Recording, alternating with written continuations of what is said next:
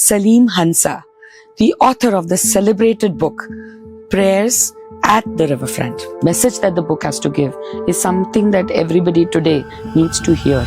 You live your life by culture, though we are Muslim. So I am a Muslim. And your spirituality is very much aligned with the Hinduism. Or I need power, right? Or I need motivation. My go-to chant is from Bhagavad Gita, where Yada Yada hi dharmasya glanir-bhavati bharat abhyuthanam adharmasya tadatmanam sujamyam paritranaya sadhuna vinashaya cha drishkrta dharma sansthapanāthāya sambhavami yuge yuge. Today with us, we have Salim Hansa, the author of the celebrated book, Prayers at the Riverfront. So please welcome Salim. So welcome Salim to VQ Podcasts. Thank you so much, Doctor. Thank you for inviting me. So are you here today to actually be poetic as you usually are in your books, or to defend our pen against the logarithms of ChatGPT and AI? I think I'll do the second one. I mean, we have the common enemy. True. Yes. So AI is a real threat for the... People are saying that they will actually write books. Yes. Do you think that's even possible? Yeah, I think if you give the right prompt to AI, ChatGPT, they will write book for you. But will it be as soulful as one written by... See, I can compare it to the DJ who's playing music. He's mixing 2-3 tracks, right? He can play good music. People want DJs at their dances. But who gives him the first track? He mixes 3 tracks, but the track is made by a musician. And that music, can it actually be created by AI? That same soul that a human being has, the same emotions, the human connect, the pani puri taste or the petrichor smell, I think that is possible only with a human being. To some extent, I'd agree with you. But then I take solace in one thing, that I believe that AI will be as mediocre as the internet is. So the most of the data point that he gets from the internet, right? The data which are available on this consciousness of internet, those data points and those writings are mediocre. So whatever the output will be, I think will be limited to what it is fed. Yes. If it doesn't have information beyond a certain level, it cannot create beyond that level. And AI may have the bestsellers, but the masterpiece will be only through humans. I completely agree with you there. And I'm just waiting for the world to realize that there is a digital tsunami going on right now. I said, let people enjoy it, because defending our work as writers is not going to work. People are still going to continue using ChatGPT, which is free AI, and some of it which is paid is not giving that much more. But after using those memes that they have, making a capsule and making a Gilby art, I realized that I have to sometimes make 27 prompts before it gives me what I want. So that is how limited its intelligence is. So imagine even if an author wants to write a book with it, how many prompts he has to create. Yes. It is better that you write your own story rather than getting the AI to write it. So that is what my take is. But that is not what we are here for. Like I said, we are here to listen to a review of this beautiful book, which is so spiritual, so soulful, and has really touched hearts. In fact, I think there are people out there saying that you could, contend for a Pulitzer. It's so beautiful. So take that as a compliment, because I think it is. But I want to know how you started out on this journey. What are your actual educational qualifications, and what made you start writing? Okay. So before I touch this point, I'd like to make a solid statement about AI, that AI may steal your jobs, but it will not steal your royalties. So, so don't be afraid. Writing I'm not afraid. Writing is a ritual of creation. True. Right? And AI is not creating, AI is rephrasing. Copying. So, write your own thing, be true to it, and you'll find your own audience. Okay. So, the writing is not natural to me, because I started writing when I was 18-19 years old. So first 18 years of my life, I was just the reader, not the writer. But you were a reader. Yes, I was a reader. And the storytelling habit comes from my grandmother, who used to tell me a lot of stories. And then I was in boarding school, where the only source of entertainment was reading. So I used to read a lot of stuff which I should not be reading at that point in time, but I did that, and now I think these all were helpful. Yes. So yeah, writing has been very rewarding. I think it has shaped me a better human. It has made me more kinder, right? It has given me to look at the perspectives of other people, right? So in totality, I would say everybody should be writer. They should write something or other, right? It's like the untold thoughts or untold words are going to be ghosts if you'll not tell them. Your subconscious has a lot to tell you, but you need to put it on paper. True. Agreed. Yes. What about your education? What are you actually studying? So I've done my master's in social work. Oh my God. Yeah. But I've also done my postgraduate diploma in banking and finance. I've been banker for about 10 years of my life. I've also done diplomas in disaster management, and I'm also pursuing my LLB. So my God, that's too many degrees for one person. For the person who likes to be, who wants to be sort of alone, I think the reading and being in his own thoughts help. Okay. Right. So, and all this exposure to such a wide variety of fields probably contributes to a different kind of writing as well. Yes, totally. You put it right. So this all experiences helps me write better, helps me get the idea of what exactly the world is. So I can, it helps me do research much better. Yes. Most people find Prayer at the Riverfront very soulful.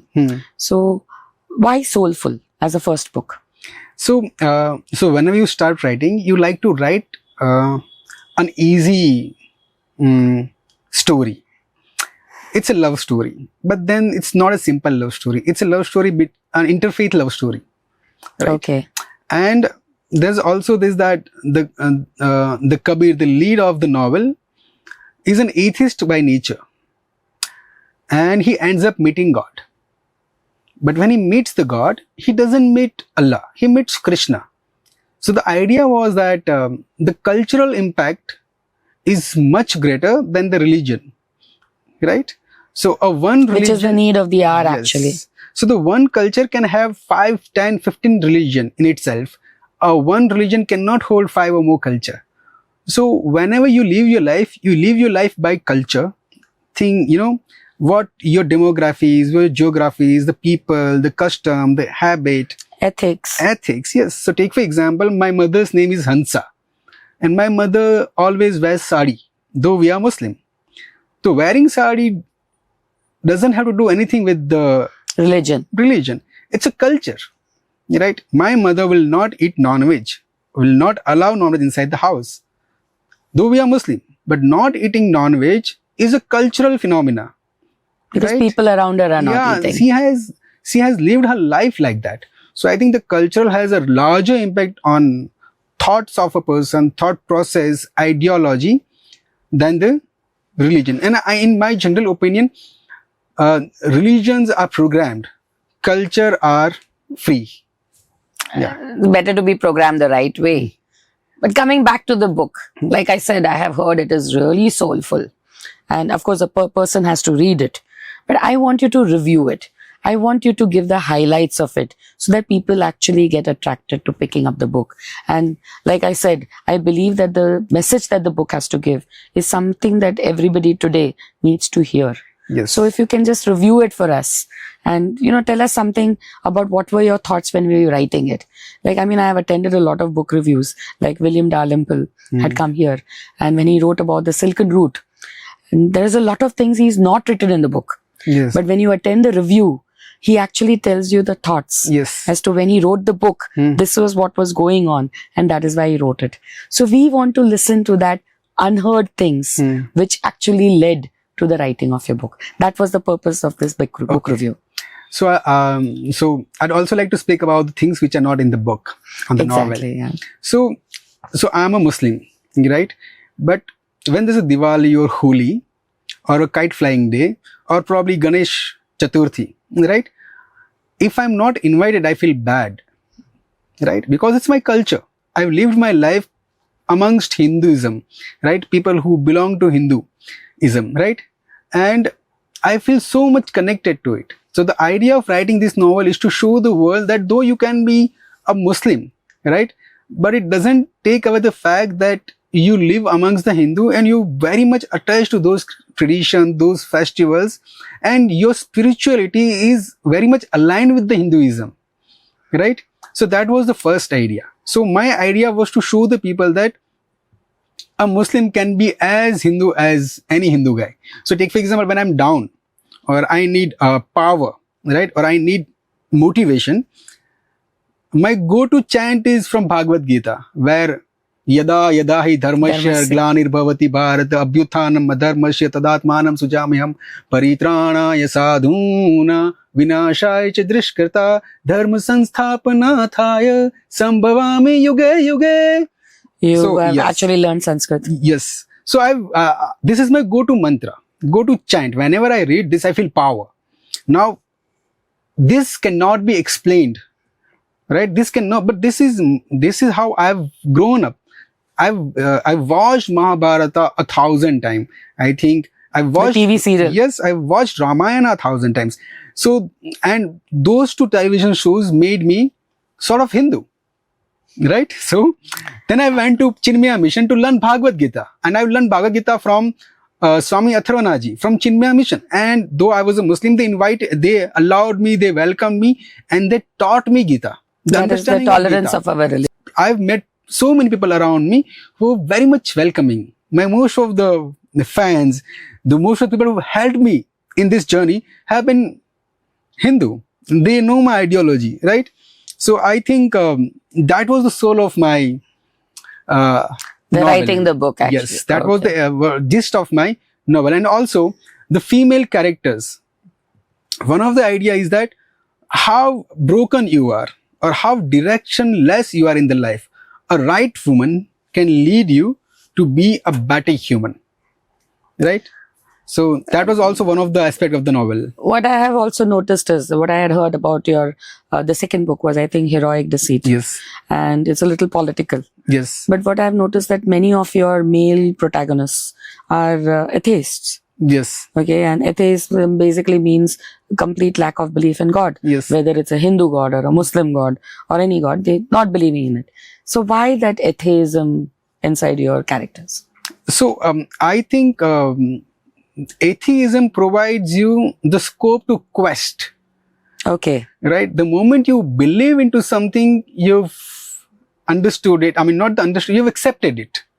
So then there's no point of, any further deliberation on it or debate on it. The moment you are an atheist, there is scope to explore many more realms than what you are restricting yourself to. Yes. And most of your books, like I said, they're fiction, right? Yes, they are fiction. But do you have are they based on any real research? Like you actually said the whole shloka from the Bhagavad Gita right now. So that is obviously authentic. So have you got any research also which is authentic and which your parts of your novels are based? So in the second novel, The Heroic Deceit, it's a story about a Muslim guy who practices yoga, and through those yoga he acquires the power of healing. Now the acquiring the power of healing through yoga, there are stages of meditation and yogaism. So that particular part is very much researched, right? Okay. The healing, how the healing happens, but then when you take an energy and replace it with somebody, there's a void. You will also have to fill that void with some other thing, right? So when you heal somebody, somebody else has to feel that pain, right? Okay. So that is also the concept of Hinduism. True. So yes, so this all understanding is based on my previous experience with learning Gita, watching Mahabharata and Ramayana. Yes. I believe you're coming up with a third book as well. Yes. So what is this third book about, or is it a secret? I'd like to keep it a secret. A secret till it is released. It's about, so when you're part of something, then you think there are certain things which needs to be changed. So being the part of that community, you raise your voice. And you raise your voice through stories that resonates with people's heart, stories that make people kind. And your stories resonate. Yeah, that make people kind. So my next novel is about a goat, a bakri. Okay. That's all that I have to say. But then, okay, that's something to look forward to. We'll look forward to reading the book. Now, we've touched almost all the things about your book. What is the soulfulness of the book? What are the characters? What is your idea behind writing the books? But there must have been some inspiring character in your life who actually made you start writing at the age of 18, like you put it. So who was the inspiration behind you starting to write? So my inspiration was Chetan Bhagat. So there are a lot of hatred and a lot of opinions against Chetan Bhagat, but then I think everybody has a right to voice their own. But then for me, Chetan Bhagat was sort of the inspiration that I can also write, because he writes in such an easy language, and then he grips the reader. So now that, but then Chetan Bhagat made me a reader. He inspired me to write, but then I've graduated. Right now I read Marcus Zusak. Right? Okay. Probably I read George Orwell, The Animal Farm. Now I enjoy those kind of with a little bit of reality, along with the story. So yeah, the writing basically story. I read to escape reality. Okay. So I generally don't pick up books with too much of reality in it. But yes, there is a faction of the public out there that believe that reality is as important as the story world. Yes. But when it comes to entertainment, I believe in escaping reality a little bit, because reality can be quite harsh. Reality is harsh. So I don't know, but then there are two types of readers. The one who likes to read intense drama and then has dark ends and dark plots. And there are readers who likes, no, I have a lot of drama in my life. I want easy read. I want to read a good climax. I want to read a happy story, right?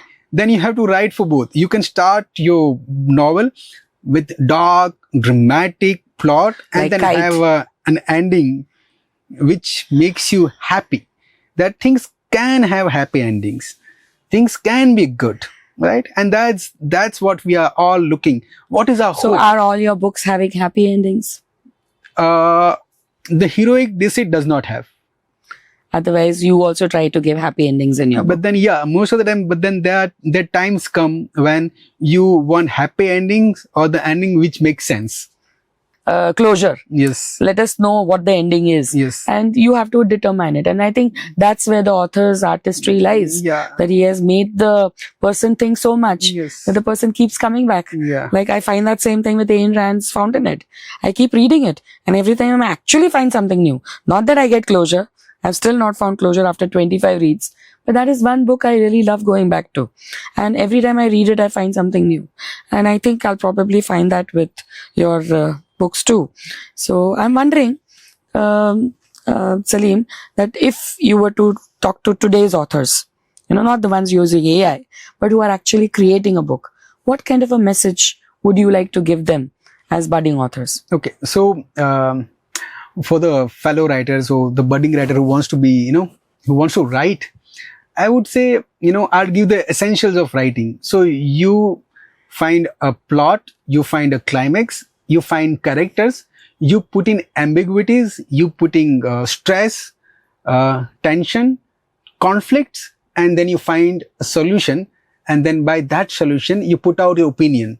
So the plot, the story, the character, and the conflicts, right? These are 5 important elements of writing a novel. And the way I start my novel, you start your novel with a bang. So in the first chapter itself, or the first page itself of any novel, your all important characters should be, mentioned.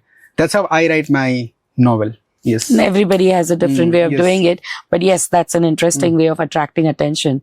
And with today's world, everybody's scrolling through, the shorts and the YouTube shorts, etc. People have an attention span of 3 seconds. So if you can't grab that attention in the first 3 seconds of your book, then you probably don't have a reader. Yes. And with, like you said, AI writing books, and AI knowing that the hook is only of 3 seconds, AI is probably giving the hook in the first 3 seconds. But yes, as you said, that it's very difficult to find a right prompt for the AI, but the real threat is not finding the readers, because everybody has moved to reels, shorts, people are and everything. listening. The Audible has become so famous. First, people would read the Kindle. You know, that reading a book was not enough. So they would have a computer screen with Kindle. Kindle, that's how it used to work.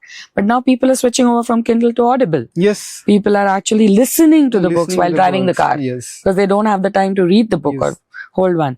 I think it's a sad situation, but books can be converted to Audible. Even your book can be converted to Audible. They are into Audibles. And that is a very real near future. Yes. So thank you for being with us and sharing so much insights into writing, into AI, and about your books. And if any of you want to become a writer, then the connections with Salim will be mentioned at the end of the podcast. Please do connect with him and don't forget to read his books, even the upcoming one. So thank you for tuning in to Vivid, Vibrant Voices, VQ podcasts with us and with Salim today. And hoping to see you again soon next week with the next guest. See you.